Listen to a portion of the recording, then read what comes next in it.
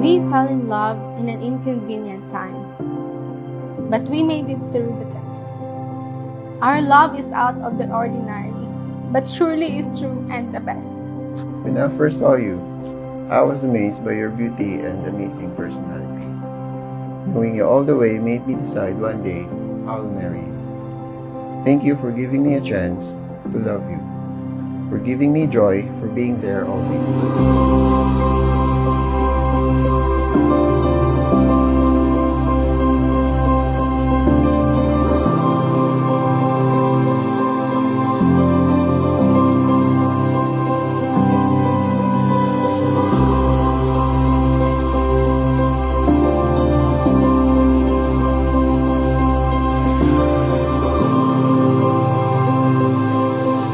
I vow to be the best wife I can be, a mother to our future children, and your best friend till our hair turns gray.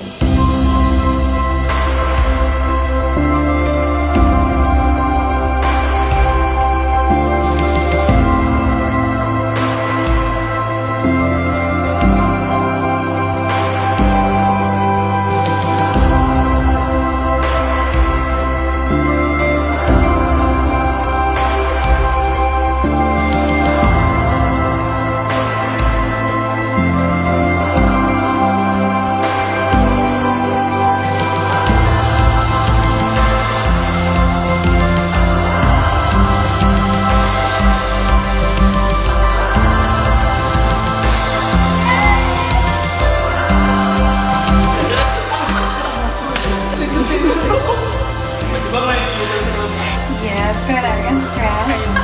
Dugay mamigo.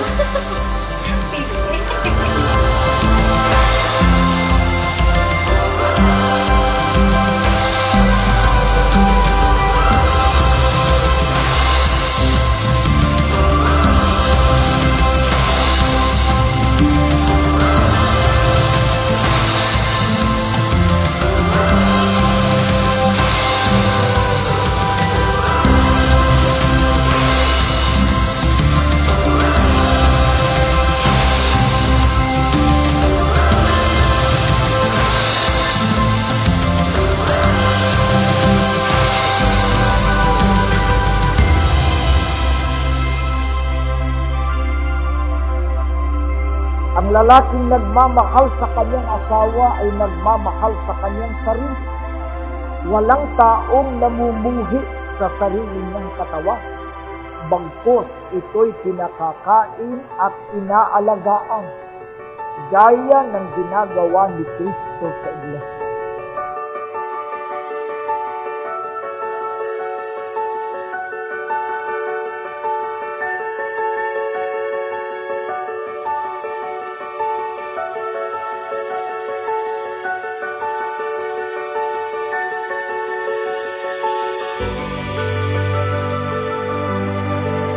I vow to be a great provider. I vow to cheer you up whenever you feel empty. I vow to grow old with you and always make you feel prioritized.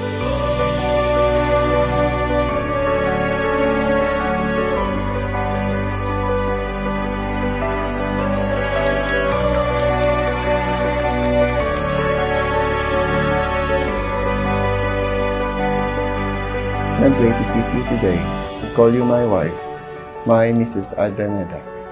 Sickness and in health, for richer or for poorer, till death do us part. I vow to love you in good times and most especially through the most difficult times. I love you always and forever, my love.